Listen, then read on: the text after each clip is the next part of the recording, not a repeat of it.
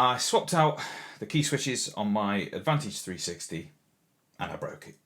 So my advice to you is, if you're thinking about desoldering the switches in your Advantage360, putting your own switches in, don't.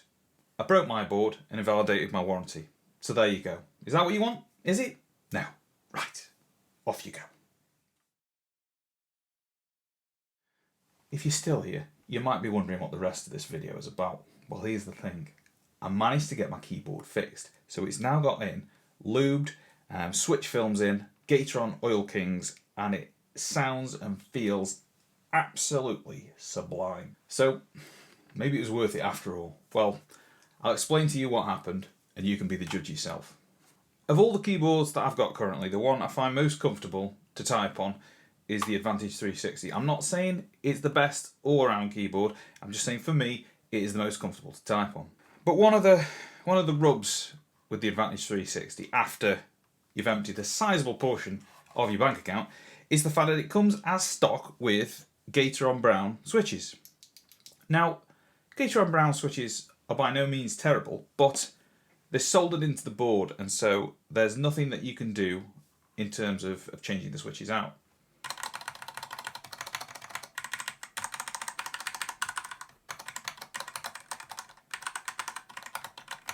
If you're in the US or you're elsewhere and you don't mind paying a lot more money, you can get the switches of your choice put in by Upgrade Keyboards.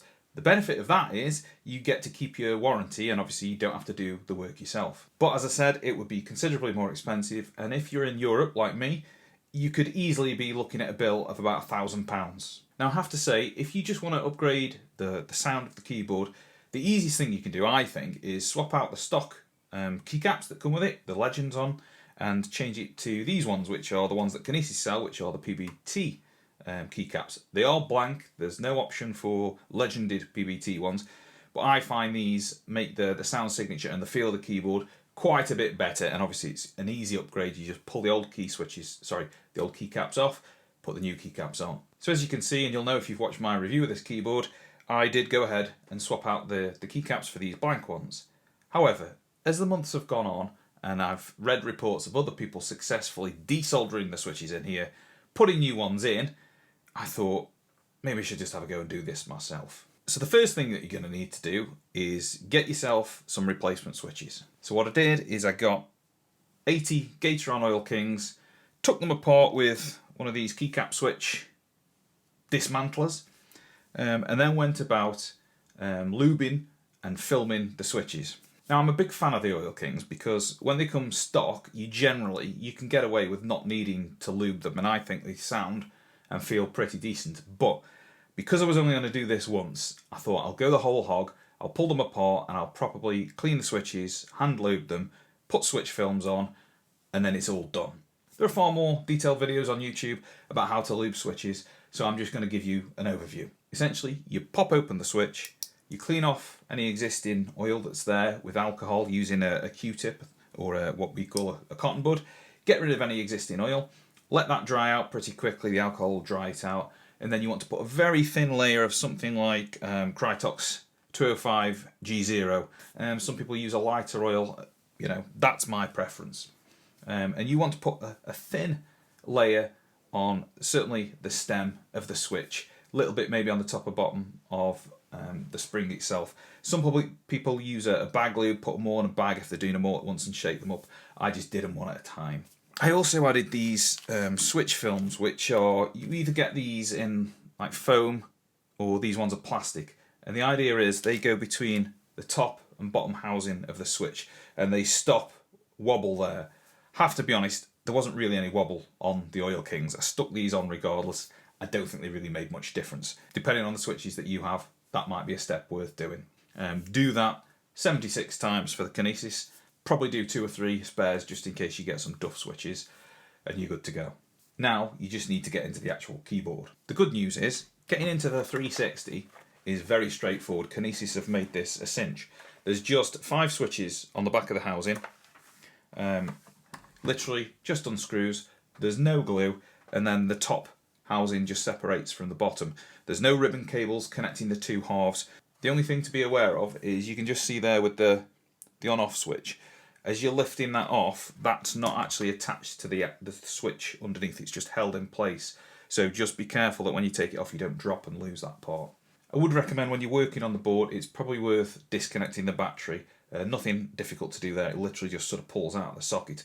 And that's also a good thing because it means in future, should you need to replace the LiPo battery in here, once it eventually wears out, it's a piece of cake to do that. It's literally just stuck in place with that one connector. So very good design by Kinesis there, very sort of user upgradable. So the premise of replacing these switches is very simple. The idea is you put your solder tip on the switch pins, solder melts, you suck up the melted solder with one of these things, which I'll come to in a moment. You do that on every single pin, pull the old switches out, put the new switches in, solder them back in, jobs are good. That's the theory. So to do this, you're going to need a few things. You're going to need a half decent soldering iron, you're going to need some solder, you're going to need probably some flush cutters, some flux, either in a syringe or in one of these simple pens. You're going to need your lube, key switch puller, key switch dismantler, and your switch films if you want to use them. But probably the most useful thing I use for this is this little fella. I've had cheap versions of these solder suckers before, and they generally come little plastic ones, and they're a couple of quid, and they're absolutely pants. And they probably work 2 or 3 times, and then you start to notice the tips on them have kind of melted a little bit and they don't suck properly. This one, I'll put the link down below. This one was from Amazon, but you can get it in a lot of electronic stores. It's made of metal and it's just an altogether better tool. It's about 18 quid. It comes with a replaceable piece of silicone here so that you can replace that, but I got through doing the whole Kinesis board and didn't need to replace the tip. That goes on top of the solder. It's quite difficult the first few times getting your hands oriented correctly, but as soon as the solder starts to melt, you just put that in position and then up the solder comes. And then you plunge that back down and you'll see the bits of solder falling back out. Absolutely brilliant bit of kit. When you do replace the switches, I would recommend that you do a row at a time. Because it's got a flexible PCB in there, I think that probably just gives it extra stability. So replace a row, put the new switches in, solder it up, move on to the next one. You want your iron tip about 315 to 350 degrees centigrade. Hold it on there a couple of seconds. Once you see the solder melting, suck up the solder, move on to the next pin. And that worked very well for the majority of the switches. But the thumb cluster, the switches on the thumb cluster, were an absolute pain. And that's where things started to go wrong. On the thumb clusters, I just couldn't get all of the existing solder out from around the holes that the pins come through. On a lot of the switches, I found what I needed to do at least 4 or 5 times is I would sucker out what was there and the switch wouldn't move. And then what I was doing is reflowing some more solder in to the switch, letting it cool, then melting it again and trying to suck it all up in the hope that the new solder would attach to the old solder and bring the whole lot out. So my advice would be, when you get to the thumb clusters, be prepared to do that 4, 5, 6, 7, maybe more times on each of the pins until you've got all of that solder out. Only an idiot would rush this and try and yank it with a little bit of force to get one of those switches out. As you're doing it and you melt each pin, go the other side with your little switch puller. Give the switch a little teeny wiggle and see if you can see the feet of the switch moving freely. If they're not moving freely, you need to go back, resolder and try sucking the solder off. It should move. You should be able to see an easy wiggle there, and then the switch will just come straight out.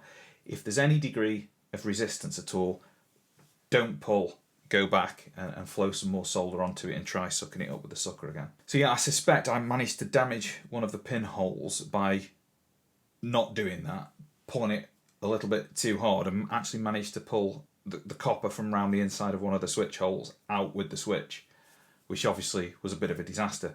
Incredibly, I managed to repair that using the diode, the leg from a diode that I had, and basically just wrapped that into position and soldered it in, and incredibly that managed to work. Actually soldering the new switches in is pretty much a piece of cake. I mean, I learned to solder by watching Joe Gaz videos on YouTube, and then just practicing a lot on things like old PCB boards, just practicing the soldering. But if you've never soldered before, I would say absolutely do not try this as your first attempt. Get somebody else to do it for you or take it somewhere. But to do it, you just clip your new switch in place, put your tip sort of on the switch pin and the edge of the hole, push your solder in, the solder will melt on the tip and flow into that hole, and then lift your soldering tip away and that will settle and cool very quickly and you'll have a soldered joint. If you do have switches that have got the extra sort of stabilising legs, which you can see on the bottom of the switch, you've got the extra pins, you will need, on everything other than the thumb clusters, to get a flush cutters and just cut those away. The thumb clusters on mine had the holes for those, so I didn't need to clip it away on those 12 switches, but all the others I had to do that on. So despite due diligence, I managed to break my 360. I got all my new switches soldered in, put it back together, and it didn't work. And I've got to tell you, that is quite a crushing feeling. The 0 key wouldn't register, and I also found the row below the homing row, the right half of the Kinesis, was just repeating the row above.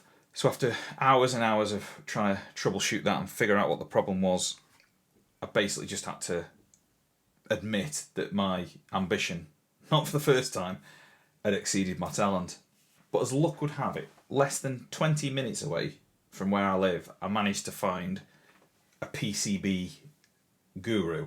It turns out that I'd managed to damage one of the tracks near where I pulled the collar out on the switch pin, and the thing that was getting the keys to repeat was I'd actually managed to drop a tiny little blob of solder onto the microprocessor of the board that was causing some sort of short and stopping it working properly. Once he'd got it under the microscope and fixed up my problems, an hour after walking in, I was walking back out with a working Advantage360. So if you're anywhere in the UK, near Stoke-on-Trent, you've got a problem with some electronics, I can certainly recommend Gateron from Micro Soldering. Absolute wizard. Now it's fixed and I'm using it, I've got to tell you, this feels and sounds, to me at least, absolutely glorious. And this is how it sounds with PBT keycaps, Oil Kings, lubed, and they've got switch films on them as well.